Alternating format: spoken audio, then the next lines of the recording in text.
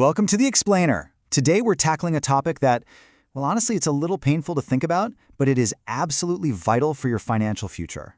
We're talking about your 401k match, specifically how ignoring it is literally refusing a guaranteed raise. Get ready, because the math we're going to look at today is urgent, and it might just change exactly what you do the minute this explainer is over.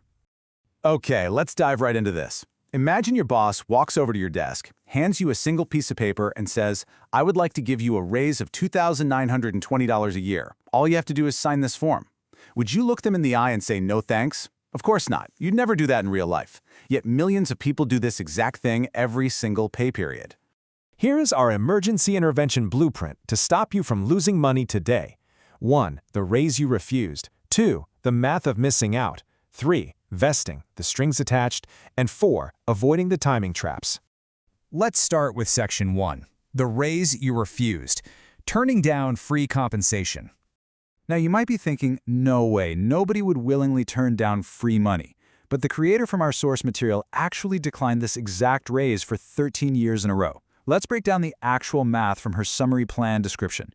Her employer offered a match formula of 100% on the first 4% of her pay. On her salary of $73,000, that 4% equals exactly $2,920. If she puts that money into her account, her employer instantly matches it. The biggest takeaway here? This isn't some speculative investment return. It's an instant, guaranteed 100% return on that specific slice of money. It's literal compensation, part of her salary package, that the company is only going to release if she actively claims it. So, quick pause. I want you to stop what you're doing right now and answer this question out loud. What is your exact match formula? Seriously, say it out loud. Saying, I think they match something is just not good enough. Is it 100% of the first 3%? Is it 50% of the first 6%? If you can't articulate the exact formula, you can't possibly know if you're claiming the compensation you are owed. Moving into Section 2, the math of missing out, calculating 13 years of $0 contributions. Let's be totally empathetic here. Missing out on this usually happens because people are just trapped in survival mode, right? Paying off student loans, keeping the lights on, navigating life as a single parent. These are very real, very expensive realities, not laziness. But to fix the problem, we have to squarely face the math. And this brilliantly illustrates the brutal compounding reality of what 13 years of zero contributions actually looks like. Over a decade, with her salary climbing from $38,000 up to $69,000, our creator contributed zero.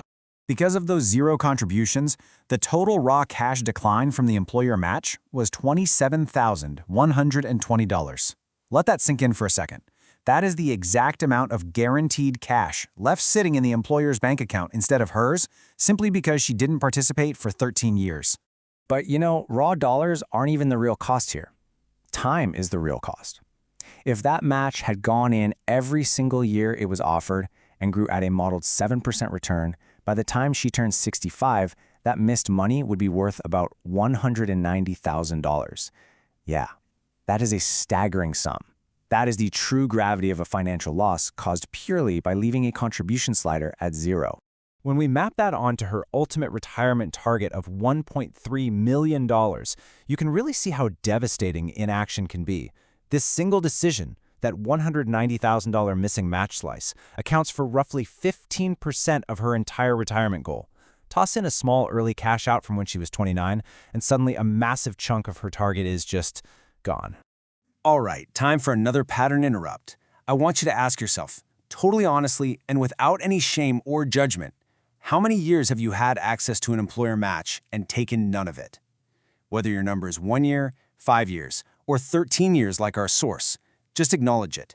Section 3, vesting, the strings attached, the rules of the employer's money. Let's pivot away from that painful agitation and get into some concrete, actionable solutions to fix it. Here is a remarkably simple 3-part checklist you can execute immediately. First, find your summary plan description in your HR portal. The formula is almost always right there in the first 10 pages. Second, set your contribution to at least the match threshold. As an example, a 4% contribution on a $73,000 salary is just $243 a month out of your paycheck to claim an additional $243 of free money. And third, the step almost everyone misses, learn your vesting schedule. So, let's break down those strings attached. Remember, your own contributions are always 100% yours. But the employer's money, that generally comes with specific vesting rules. There's cliff vesting, where you get 0% of their match until you hit a specific service milestone, like your 3-year work anniversary, and then boom, you get 100% all at once. It's a sheer drop. Then we have graded vesting, where you earn the employer's match in incremental slices, like 20% each year until you're fully vested. Hold on, pop quiz time. Do you actually know your vested percentage? This is absolutely crucial because your unvested match is literally the only part of your 401k that can legally be taken back by your employer. It's the one line item on your statement that isn't actually yours yet. You have to know this percentage. And that brings us to Section 4, avoiding the timing traps, protecting the money you just claimed. So, the crucial point is, even if you set up your contributions perfectly, purely timing-based traps can wipe out everything you just worked to fix. Trap number 1 is the vesting cliff jump. Imagine a timeline where your company uses a 3-year cliff vesting schedule. You work happily through year 1, year 2, but then at year 2 and 8 months, you decide to quit for a great new job. Because you haven't hit that exact 3-year cliff mark, you drop off completely. And what does that drop-off mean in reality? Well, in the creator scenario, leaving just 4 months early forfeits over $8,400 in accrued employer match. It just vanishes. Now, obviously, nobody is saying you should stay in a job that's destroying your mental health just for $8,000, but if you're leaving anyway, and you are literally months away from a vesting cliff, you absolutely need to negotiate your start date at the new gig to protect the money you've already earned. Trap number 2 is front-loading your contributions without understanding this very specific term, a true-up. You see, a lot of plans calculate matches per paycheck, not annually. If you aggressively max out your legal yearly contribution limit by, say, June, your employer might give you 0 match from July through December. A true-up is a plan feature that retroactively fixes this math at year-end. If your plan doesn't have it, front-loading is actively costing your money. Always check the current IRS annual deferral limits, because they do change frequently, and paste your contributions if you lack a true-up provision. But hey, the good news? Claiming this match is incredibly powerful, and honestly, it's easy. Just look at the creator's current numbers after taking literally 4 minutes to adjust her settings. She now contributes 9%, getting the full 4% match. That match alone models out to over $131,000 by age 65.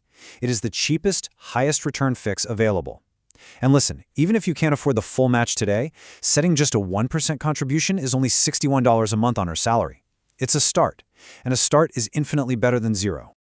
As the creator notes right here, I'm not telling you what to do with your plan, just what my math says, and what looking away cost me.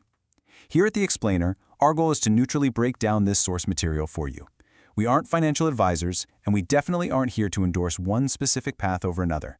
But the sheer, objective math we've looked at today just speaks for itself. Which brings us to our final, ultimate question for you today. Did you fix it? After walking through this math and seeing the staggering cost of looking away, are you going to leave that money sitting in your employer's account? Or are you going to log in, read your summary plan description, and claim the raise you've been refusing? The choice is entirely in your hands, but I highly empower you to go take a look right now. Thanks for joining us on this explainer, and we'll see you next time.